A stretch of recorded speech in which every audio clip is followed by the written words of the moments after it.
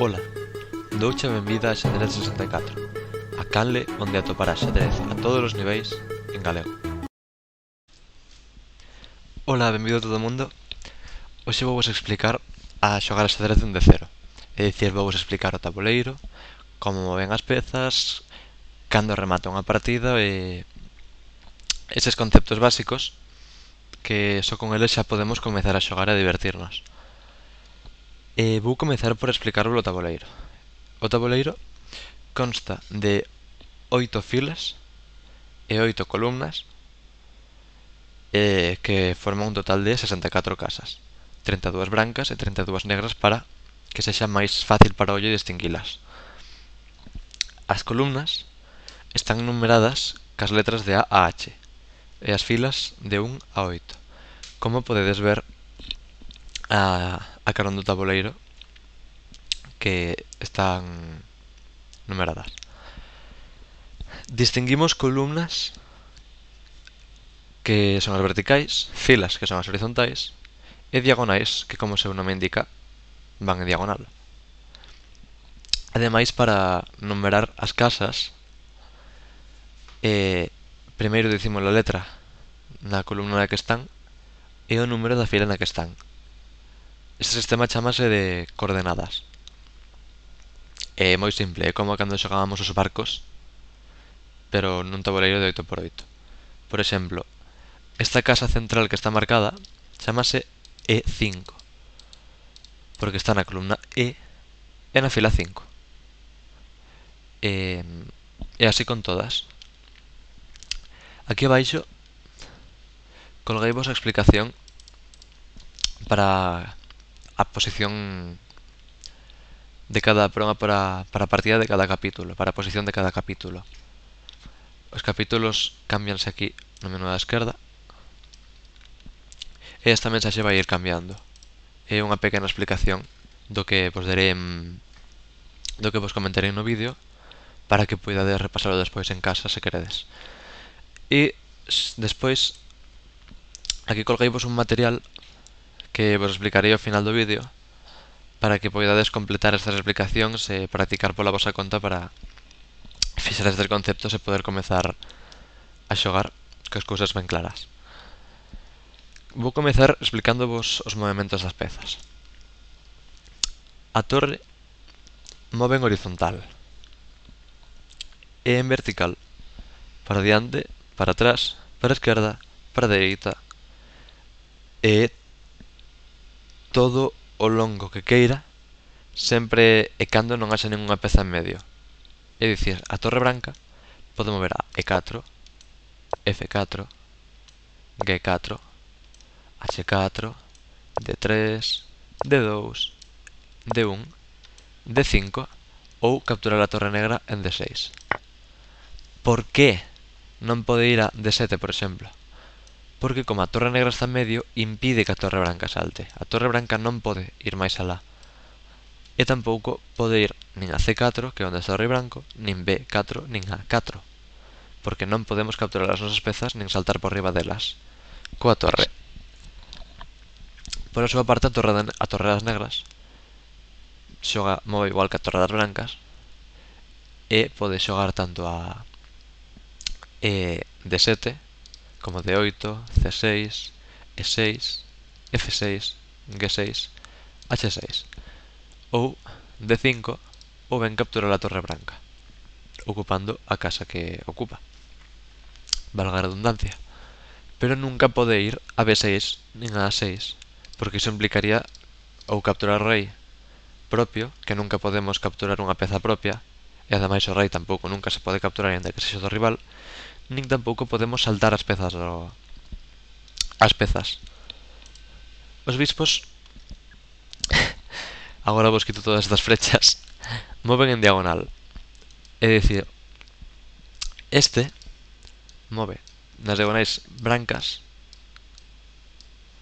e este move nas diagonais negras. E igual que o resto das pezas agás o cabalo, non podemos con el saltar as nosas pezas nin as do rival. Pero se pode mover para atrás, para diante, para a esquerda, para a dereita e capturar as pezas normalmente. Por exemplo, podemos capturar o bispo negro, podemos mover a A7, etc.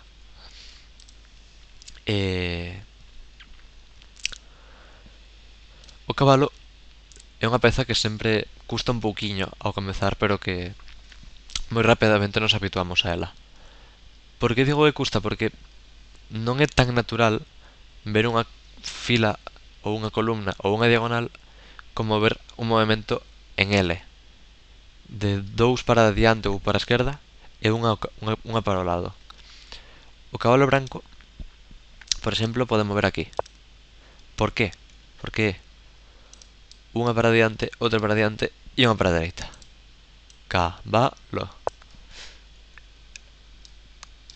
Quito vos as flechas. Cabalo. Sempre así. E así, capturando as pezas inimigas tamén. E o cabalo é a única peza que, como vos dixen antes, pode saltar. Así, se o cabalo de 3 pode vir a de 5, saltando os cabalos negros.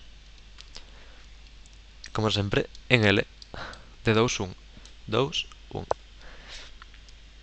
Pero non podemos capturar as nosas pezas, nin capturar nunca o rei do rival, por suposto. Agora vos explicarei iso máis en profundidade do rei. A dama, ou menos, pero tamén se pode chamar e tamén se entende, raíña, é unha combinación de torre e de bispo. Por isto dicimos que é a peza en xeral máis poderosa, porque ten moitísima mobilidade, porque pode mover tanto en vertical, como en horizontal, como en diagonal. Entón, a dama é a peza que dispón de máis mobilidade e a máis perigosa e captura como o resto das pezas poñéndose en riba das pezas do rival e pode moverse, por exemplo, así, así, así, pero tampouco non podemos saltar as nosas propias pezas, ca dama, nin as pezas do rival.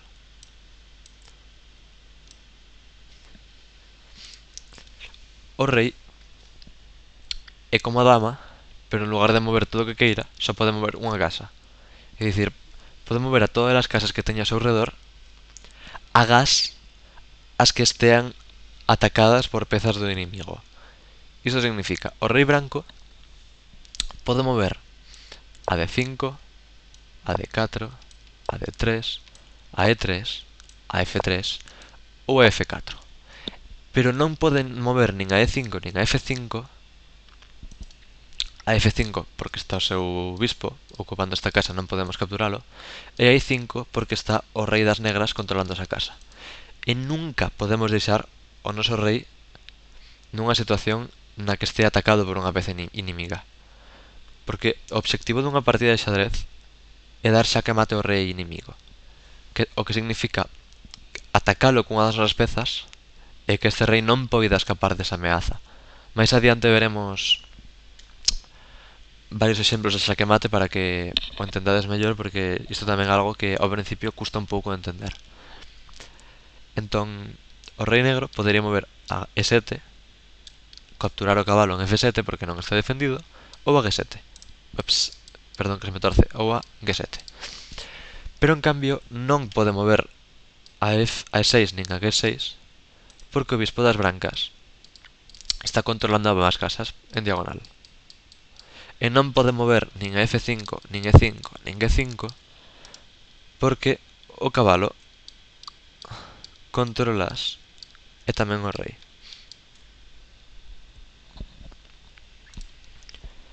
Entón, o rei move de un en un cara a todas as direccións, pero nunca quero unha casa atacada por unha peza do rival. Os peóns. Os peóns son as pezas máis numerosas e, aínda que normalmente se di que son as máis débiles, tamén como son as máis numerosas, pois condicionan os plans, condicionan a estrategia das partidas. E teñen unha propiedade que non ten ninguna outra peza. Bueno, teñen dúas propiedades que non teñen ninguna das outras pezas, que non capturan igual que moven, e cando chegan ao final poden cambiarse por calquera das outras pezas agás o rei. Isto verémoslo no capítulo 8 e no capítulo 9, un par de peculiaridades do peón. Os peóns avanzan dun en un cara adiante, é dicir, avanzan así, dun en un. Pero na posición inicial, que nas brancas sería na segunda fila e nas negras sería na séptima fila, os peóns poden mover 2 ou 1. Pero unha vez xa temos un peón movido, non podemos volver mover 2. Non podemos volver mover 2, senón que temos que ir dun en un. O peón negro de B7 pode avanzar 2 porque nunca moveu. Ou tamén pode decidir avanzar só unha. Entón, o branco podería avanzar o seu peón e as negras poden avanzar o seu, ou avanzar este, ou mover o rei. Pero os peóns non capturan igual que avanzan. É dicir, avanzan de un en un sempre cara adiante. Pero capturan en diagonal, desta maneira que vos poño. Entón, este peón negro pode avanzar ou capturar en diagonal, calquera dos dous peóns brancos. En cambio, na posición inicial, este peón branco só pode capturar o peón negro. É dicir, non pode avanzar porque non captura cara adiante. Está bloqueado polo peón de C6. Pero sí pode capturar, porque está en diagonal. Se o peón negro... perdón, son as brancas aquí. Se o peón negro decide avanzar unha, expónse a ser capturado por este. Entón, as negras deciden avanzalo 2. Pero aquí entra en xogo a captura ao paso, que é que se temos un peón na quinta liña, como C5, e as negras acaban de avanzar un peón 2 e queda ao seu lado, durante a seguinte xogada, só durante a seguinte xogada, podemos decidir capturar. Como se o peón só tivese avanzado unha. É dicir, se o peón estivese aquí en A5 ou en C5, podemos decidir capturar este peón. Isto explícase aquí na captura ao paso, sen o ruido que xeraban os outros peóns simplemente con 2.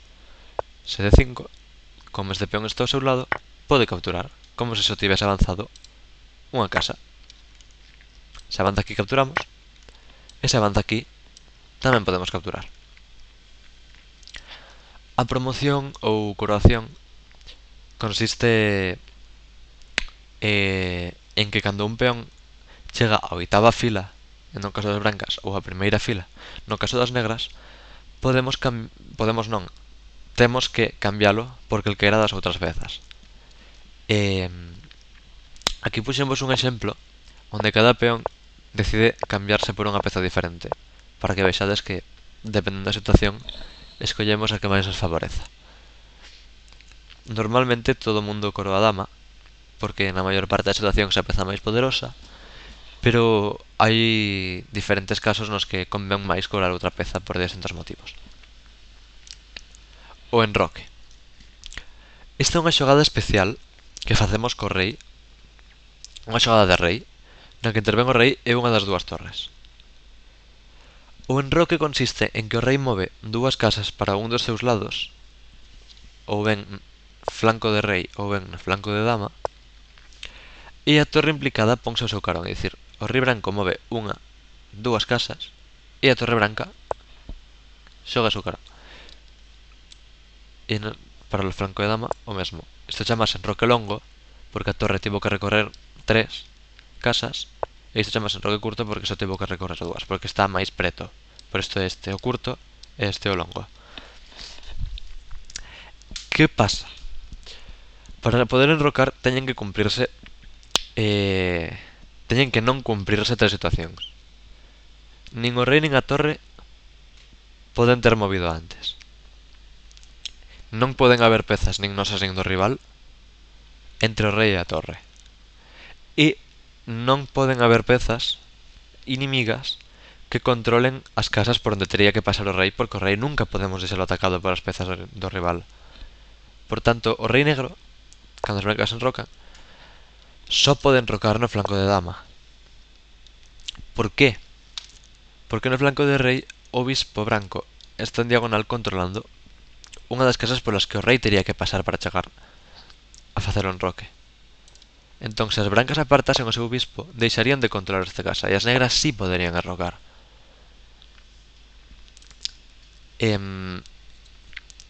O enroque, agora vou con isto, o enroque normalmente facémolo, executámolo, porque desta maneira traemos as torres ao centro, que é onde normalmente está o xogo principal, onde está a acción, e ademais poñemos o rei onde normalmente estarían os nosos peóns.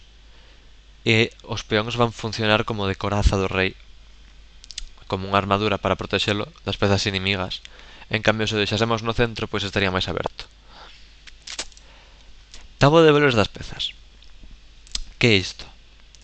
Isto non é nada das regras do xadrez, pero é un concepto que nos explican cando somos pequenos ou cando acabamos de comezar a xogar, para que nos fagamos unha idea de canto vale cada unha das pezas. Isto é un número que pode variar dependendo de quen non lo diga, e que simplemente serve para orientarnos máis ou menos e poder decidir cando cambiar unha peza e cando non cambiala. É dicir, a táboa é a seguinte: a dama vale entre 9 e 10 puntos, as torres valen 5 e o bispo e o cabalo valen 3, ou un pouquiño máis o bispo do cabalo, 3 con algo, o cabalo 3 con pouco, e o peón vale 1. Que significa isto? Que na maioría das posicións a dama é máis forte que a torre e a torre é máis forte que o bispo, que normalmente, pero xa aí está máis disputado, é máis forte que o cabalo, que é máis forte que o peón.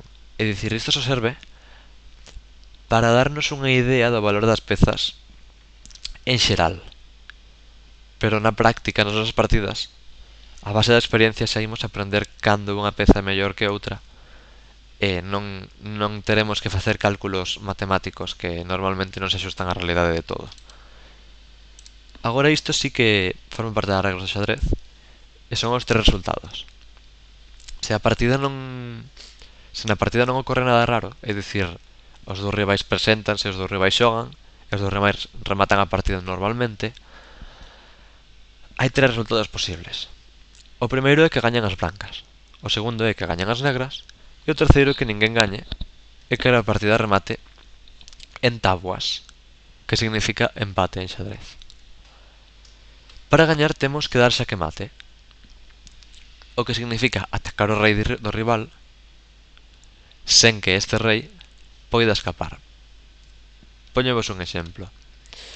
As brancas xogan peón aquí, que se chama F3, as negras fan E5, as brancas fan G4 e as negras sacan a dama H4 e dan xaque mate. Por qué? A dama en diagonal está ameazando mover onde estaría o rei, pero non pode capturalo. Simplemente as brancas perden porque non teñen ningunha xogada que se libre dese xaque na seguinte. Entón, as brancas están en xaque mate e perden a partida. Isto é xaque mate. Isto é o obxectivo dunha partida. Despois tamén podemos gañar porque o noso rival vexa que está perdido e abandone, ou que perda por tempo. O tempo simplemente que poñemos un reloxo que vai descontando tempo cando nos toca a nós, o noso tempo, ou vai descontando o tempo do rival cando lle toca ao rival, para que as partidas non se eternicen, pero non é nada relacionado directamente co xadrez, é simplemente un sistema que temos para establecer de canto a canto poden durar as partidas en tempo real. Despois outro resultado é o empate, que en xadrez lle chamamos táboas. As táboas significan que en lugar de gañar un punto un dos xogadores, cada un leva medio. E poden darse nas seguintes situacións: que despois de que se cambien moitas pezas, se chega a unha posición na que ningún dos rivais ten suficiente material para dar mate de ningunha das maneiras posibles. Por exemplo, se o branco ten un rei e o negro ten un rei e nada máis, non hai forma posible de dar xaque mate, polo tanto a partida remata en táboas. rei e bispo contra rei e cabalo contra rei. Son exemplos de insuficiencia material e rematan en táboas. Que máis? Os dous rivais poden acordar táboas, é dicir, se nun momento dado da partida un rival xoga e di ofrezo táboas e o rival di vale, pois a partida remata táboas por táboas acordadas. Tamén se no caso de afogado, que explicaremos tamén máis adiante, igual que o de xaque e o de xaque mate, no caso de afogado a partida tamén son táboas. Que é o caso de afogado? Un afogado é cando un dos dous rivais non ten ningunha xogada válida, é dicir, xogue o que xogue sería ilegal. Non pode facer ningunha xogada cas regras do xadrez. Polo tanto, como non pode xogar, a partida ten que rematar. E remata en táboas. Despois vou poñer un par de exemplos cos que ides ver bastante fácil este concepto. Se a mesma posición se repite 3 veces, chamamos ao árbitro e dicimoslle coa seguinte xogada a posición repítese 3 veces, reclamo táboas. Pois a partida remata en táboas. Ou se dan 50 xogadas sen mover ningún peón nin capturar ninguna peza. Isto faise porque se pasa isto normalmente é que non hai ningún progreso na posición e tampouco imos estar toda a vida xogando esa posición se non vai haber progreso. Xaque mate e afogado. Estes son tres conceptos importantísimos. Un xaque é unha posición na que unha peza está atacando o rei, é dicir, podería hipotéticamente comelo, pero no xadrez non se come o rei. O sea, se o rei non pode escapar, non o comemos, simplemente xaque mate e gañamos. Por exemplo, dama h7 podería mover onde está o rei, porque dama move en diagonal. Entón isto considerase un xaque. Por qué? Porque a dama ataca o rei, pero o rei pode escapar. Entón as brancas volven a atacar o rei e desta vez o rei non pode fuxir porque están atacado, pero calqueira das casas as que poida escapar está defendida por unha peza branca. Entón iso chamase xaque mate. E as brancas gañan a partida porque cazaron o rei inimigo. Se na posición inicial as brancas tivesen xogado en lugar de dama h7 dama h6, aquí esta posición sería un exemplo de afogado, porque as negras non poden mover ningunha peza, neste caso só teñen o rei e non poden movelo, porque vaya onde vaya vai estar atacada por unha peza branca, polo tanto non pode xogar aí e a partida remata en táboas. Trouxemos dúas partidas que non imos analizar, senón que simplemente é para comentar os xaques, as capturas, as xogadas para segundo as regras básicas. As brancas, como nunca moveron o peón de 2, nunca moveron este peón, está na casa inicial, deciden avanzarlo dúas casas ao principio. E as negras fan o mesmo co seu. Sempre para diante, dunha en unha, ou se nunca moveu podemos avanzarlo dúas de golpe. As brancas sacan o seu cabalo en L e as negras fan o propio co seu. Aquí. E as brancas capturan o peón. As negras primeiro atacan o cabalo co peón avanzando dunha casa e ameazando capturar o cabalo en diagonal, polo que as brancas escapan co seu cabalo e as negras capturan o peón. As brancas desenvolven o seu cabalo e, a súa vez, atacan o cabalo negro. Poderían capturalo, polo que as negras avanzan e capturan elas, para non quedar con peza de menos. E as brancas poderían capturar co seu peón de B, porque xogarían diagonal e capturaría o cabalo, ou como na partida co seu peón de D. Esta é unha partida do Campeonato Mundial do 2018 de 2 anos que é interesante se queredes analizar, pero como este vídeo é simplemente de iniciación non nos imos parar, lóxicamente. Para iso xa teremos moitos outros vídeos. As negras desenvolven o seu bispo en diagonal e as brancas fan o mesmo co seu. As negras enrocan e as brancas prepáranse tamén para enrocar. Vale. Esta casa, en cor amarela, que vos marquei aquí, sería onde está o rei. Xa trasladeino a quinta fila, porque ali non están as pezas estorbando para as flechas e as casas marcadas. As casas marcadas en azul son a distancia que hai entre o rei e a torre do flanco de dama.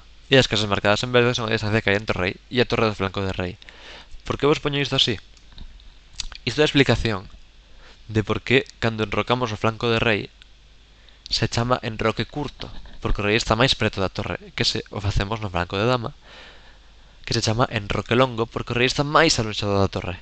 Por iso ese é o longo e outro é o curto. As negras continúan movendo o cabalo en L, cara F6, as brancas sacan o bispo en diagonal e as negras moven o seu peón a torre en horizontal, bispo en diagonal, que estarían nun momento dado ameazando capturar este peón. Por lo que as brancas o defenden co rei. E as negras insisten, porque agora poderían capturar o peón e o rei non podería retomar a dama, porque o bispo estaría defendéndoa. E o rei nunca podemos deixar nunha casa onde quede atacado por unha peza rival.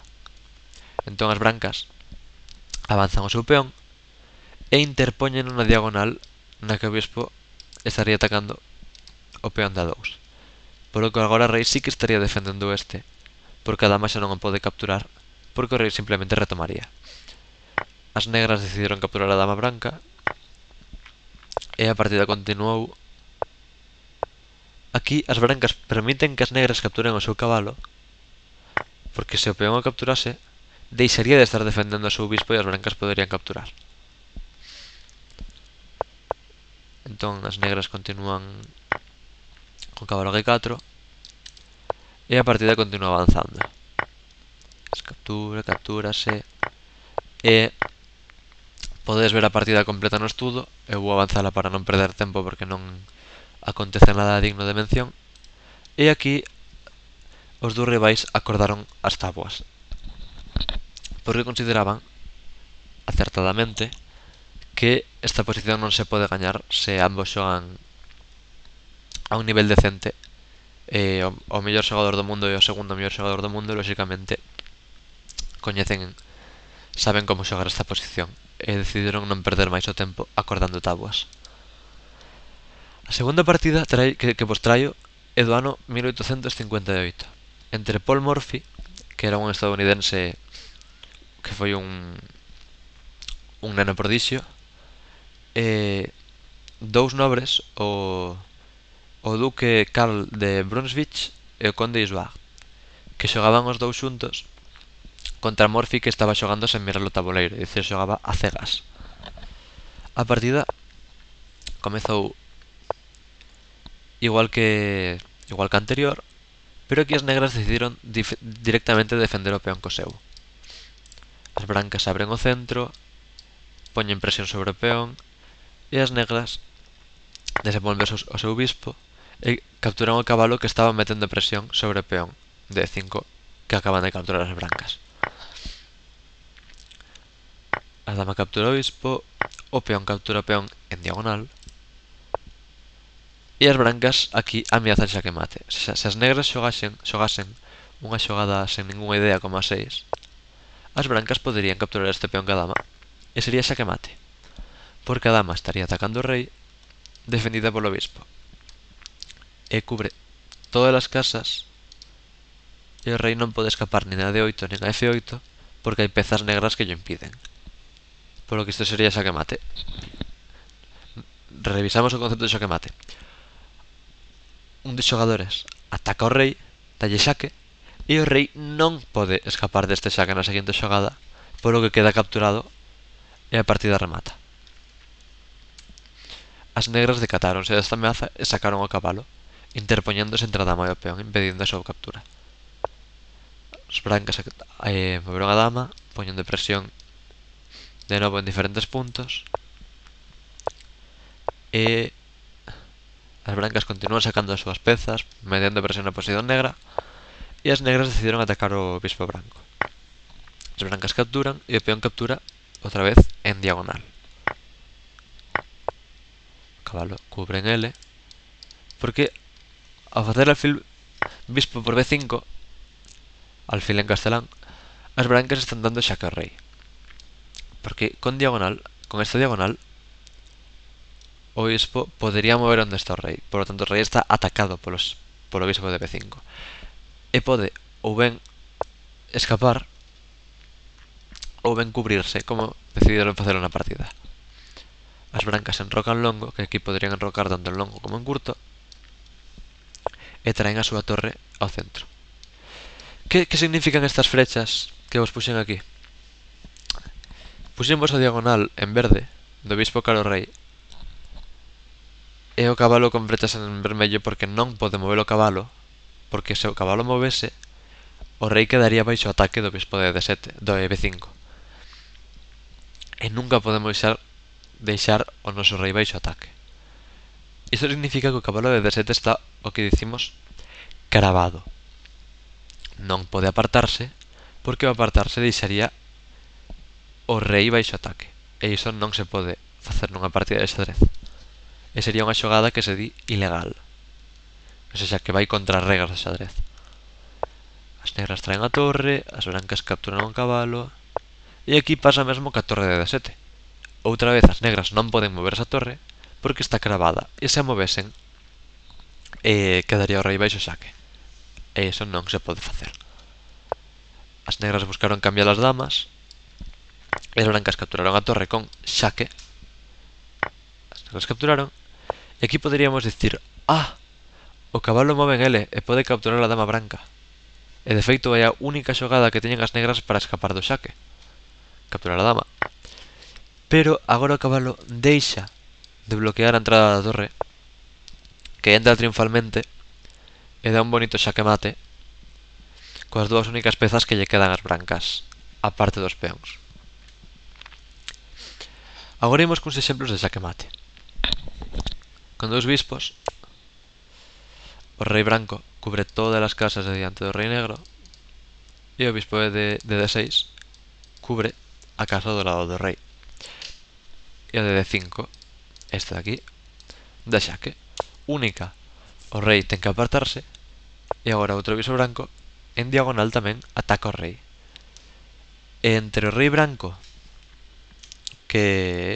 con azul, que cubre as casas de diante, o bispo que cubre a casa do lado e outro bispo que dá xaque, esta posición é xaque mate, porque o rei está atacado e non pode fuxir desa ameaza. Esta é outra posición na que as negras van dar xaque mate. Primeiro, cun xaque, esta torre barre toda esta fila impedindo o rei escapar, e esta torre tamén barre toda esta outra fila impedindo que o rei escape. Só permite ao monarca retroceder. E aquí, ca mesma idea, esta fila continúa cuberta pola torre e esta outra tamén pola outra torre. E esta posición, un segundo, sí, esta posición é xaque mate, porque o rei está atacado e non pode fuxir do ataque. Esta forma de dar xaque mate con dúas torres é a forma máis rápida que temos de dar xaque mate con dúas torres. É dicir, unha torre encárgase de cortar, como vos puxen con todas as flechas estas verdes, e outra torre da xaque. E van baixando pouco a pouco como se dunha escaleira se tratase. Chamas así de feito este mate. É dicir, primeiro baixa unha torre e despois baixa outra torre. Ainda que tivesen estado máis para atrás e o rei aquí, o plan sería o mesmo. Baixa unha, baixa outra, baixa unha, baixa outra.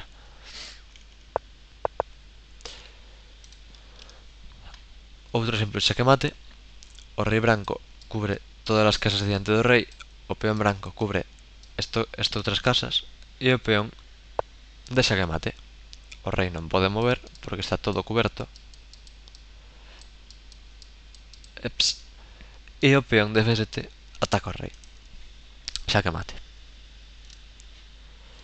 Outro exemplo sería este, onde a torre da xaque mate porque barre toda a última fila, o bispo encárgase de cubrir esta casa e o rei non pode sair porque os seus peóns tamén lle impiden fuxir tanto por F7 como por H7. Outro exemplo que se chama mate da coz é unha forma de ataque con dama e cabalo contra o rei bastante bonita, que implica un sacrificio para acabar de pechar o rei, sería este. O cabalo dá xaque, pero non só é o cabalo que dá xaque, tamén a dama de D4.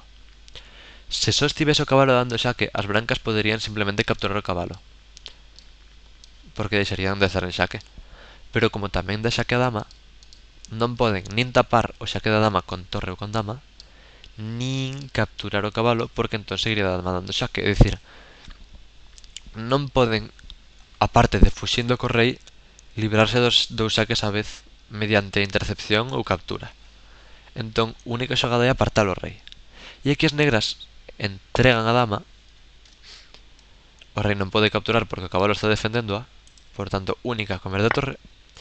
E agora que a torre capturou, o rei non ten casas para fuxir, está pechado. E o cabalo, en ele, dá xaque mate.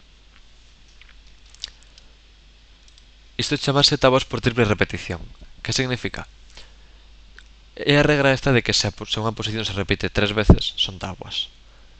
Entón, como aquí as brancas están a piques de recibir varios mates diferentes e non poden evitalos todos, o único que lles queda é a triple repetición.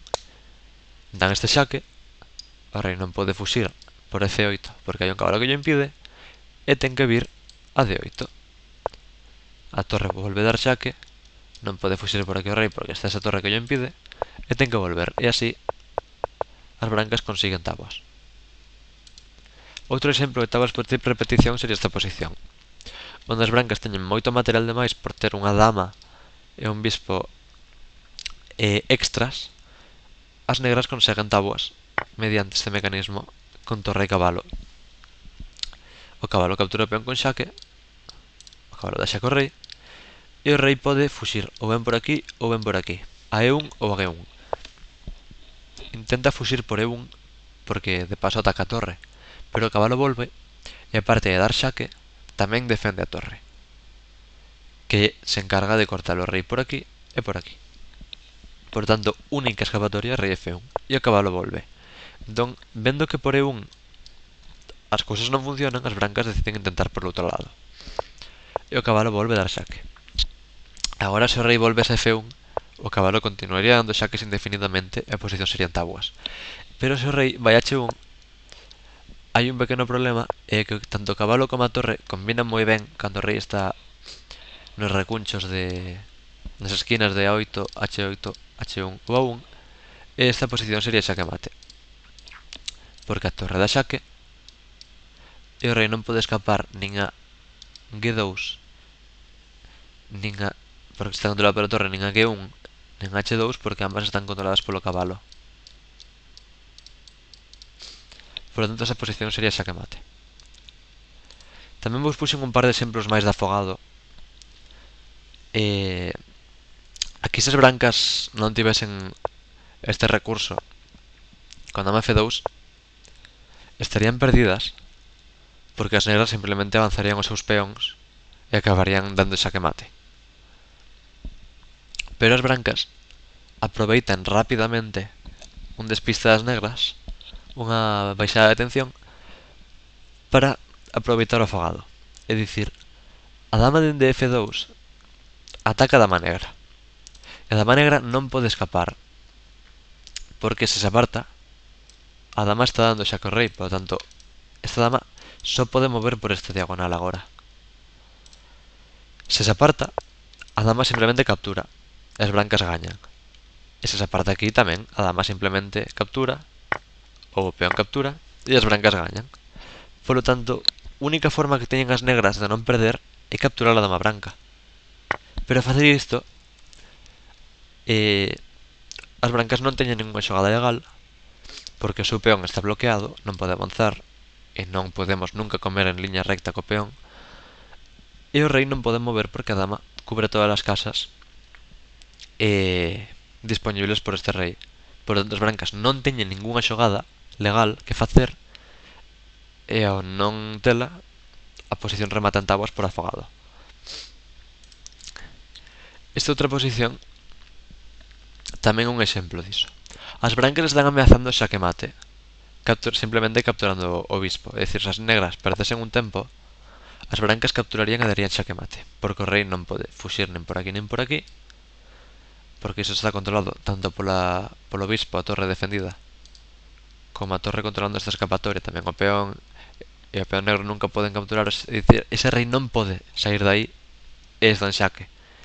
E un xaque onde o rei non pode fuxir del é un xaque mate e as negras perden. Pero as negras atopan este recurso tan bonito. As brancas non queren capturar a dama, polo que veremos agora, pero non lles queda máis remedio porque o rei xa non ten máis opcións de capturala. E unha vez capturada, as negras non poden mover. Non poden mover ningún peón porque están todos bloqueados. E ningún pode avanzar porque están ocupadas as casas as que terían que avanzar. O rei non pode mover, polo que xa vos dixen. Non pode nin ir a G8, nin ir a H7, porque está ocupado por pezas negras. E non pode fuxir por G7, porque está o peón branco controlando. O bispo, por a súa parte, non pode apartarse porque está cravado, como vos expliquei noutra partida. E non pode apartarse porque deixaría o rei en xaque. Por lo tanto, as negras non teñen ningunha xogada legal, ningunha xogada que puidesen facer as negras se correspondería cas regras do xadrez. Por lo tanto, non xogada posible, a partida remata en tabuas. Unha vez explicadas estas regras xerais, vos comentar que aquí vos colguei diferentes materiais. Colguei vos un vídeo chamado Como jugar al ajedrez, tutorial de ajedrez para principiantes por Pepe Cuenca, que non explica todos os conceptos que vos comentei eu, pero é un vídeo curtiño duns 10, 12, 14 minutos, non me lembro exactamente, pero máis ou menos era iso, onde explica a mover as pezas, o tabuleiro e esas cousas. Ademais, un curso sí que está completo é este artigo chamado Como jugar al ajedrez. Perdón, este non. Como jugar al ajedrez. Reglas. Reglas, isto é parte importante. O básico, como se xoga. E 7 principios básicos. Os 7 principios básicos son 7 plans xerais, 7 formas de xogar. Moi... que a medida que pasa o tempo van vos parecer super lóxicas. E moi fáciles, moi metódicas. Que son para simplemente ter unha idea do que temos que facer nunha partida para xogar decente. Vou volas explicar no próximo vídeo. E outro artigo que vos colguei é Como jugar al ajedrez 50 preguntas e respuestas, onde explican cando se inventou o xadrez e onde, ou dúbidas que se teñen en xeral. E, por exemplo, como se colocan as pezas, como se coloca o tabuleiro, que hai que colocalo cunha casa branca abaixo á dereita, nunca unha negra, sempre unha branca abaixo á dereita. Está bastante completo o artigo. Tamén explican como se coloca a posición inicial e os diferentes movimentos das pezas, os peóns, tamén os movimentos especiais como coroar, a promoción, a coroación, a captura ao paso e enroques, tanto curto como longo, que son os xaques, que son os resultados que pode haber nunha partida, un xaque mate aquí, as cousas que vos expliquei están todas explicadas tamén neste artigo e tamén neste outro. Entón, recomendo vos miralos. E demais, para practicar de forma activa o curso interactivo de Lichess, que simplemente son exercicios, e o curso interactivo de Chess24, que combina vídeos curtos de segundos ou de un minuto ou como moitísimo de 2 minutos, que explican o tabuleiro, que son as columnas diagonais, as filas, como se move a dama, como se move o cabalo, que son os xaques, xa que son as capturas, e tamén explican as coordenadas. Todo o que vos expliquei eu tamén está explicado no curso interactivo de Chess 24. Vídeo curtiño sobre un concepto e exercicios sobre el. Vídeo curtiño sobre un concepto, exercicios sobre el. Ademais diso, tamén tedes Lichess ou chess24, chess.com, pero eu recomendo vos lichess.org, que é unha, como vos dixen no vídeo de presentación, é unha ferramenta bastante útil, que é unha páxina web con miles e miles de usuarios, centos de miles de usuarios, que é completamente gratuita. Non hai versión de pago. Todas as funcións están disponibles para todo o mundo. Entón, recomendo vos crear unha conta en Lichess e iso vai vos permitir xogar as vosas partidas. Tamén vos asignan unha puntuación, que en xadrez chamase elo a puntuación. Gañar significa subir elo, perder significa baixar elo, e facer tabuas depende de se o rival é mellor ou peor que a nós. Entón, en base a esa puntuación podemos ver se progresamos ou se polo contrario estamos estancados ou o noso progreso. E tamén nos serve para lle serve o sistema de emparellamento de Lichess para que xoguemos con rivais de forza similar e tamén nos divirtamos máis. Entón, podemos xogar partidas, podemos xogar torneos, podemos xogar simultáneas, que significa xogar contra un señor que xoga a unha señora que xoga varias partidas a vez, ou facelo nós. E fundamentos de xadrez, que é o que vos dixen, explican, son exercicios sobre mover as pezas, facer capturas, facer xaques, facer mates, afogado, enroque e esas cousas. E se hai ruido de fondo, perdoade o ventilador do ordenador, que non é moi potente. E a nivel máis avanzado xa temos práctica, temos exercicios, temos diferentes cousas, equipos. Un día faríamos un vídeo simplemente sobre Lichess. Entón recomendo vos que vos fagades unha conta e que xa despois deste vídeo, despois de se todas as cousas claras, que vos lancedes a xogar así, sen ter nin idea. Se nunca xogastes, xa vos adianto que as primeiras partidas ides perdelas, porque a todo o mundo lle pasa. Pero vai vos servir para ver o que vos expliquei na práctica e poder ser vos quen tomedes as vosas propias decisións no tabuleiro. Tamén vos habituaredes un pouquiño, entón, as regras básicas, e cando vos suba o seguinte vídeo sobre os principios básicos que temos que facer que temos que executar, que temos que cumplir, que temos que seguir para xogar ben, pois xa estaredes cun nivel aceptable para entendelos. E ademais tamén podedes comezar a xogar xa, que non sexa isto aburrido. É dicir, ninguén quere estar horas e horas aprendendo a xogar sen xogar. Por iso vos recomendo que comecedes a xogar e combinedes xogar con teoría. Eu nos vídeos vou colgarvos a teoría e despois a práctica cos exercicios que vos poño na descripción e xogando partidas. Na descripción deste vídeo vou vos colgar o enlace a este estudo Aprende a xogar de cero. En el tedes todo o que vos expliquei eu, os diferentes capítulos, coas explicacións aquí, e aquí tedes o material que tamén vos porei na descripción do vídeo. Agardo vos con ansia no seguinte vídeo, onde vos explicarei os principios básicos unha vez que xa sabemos as regras de como xogar.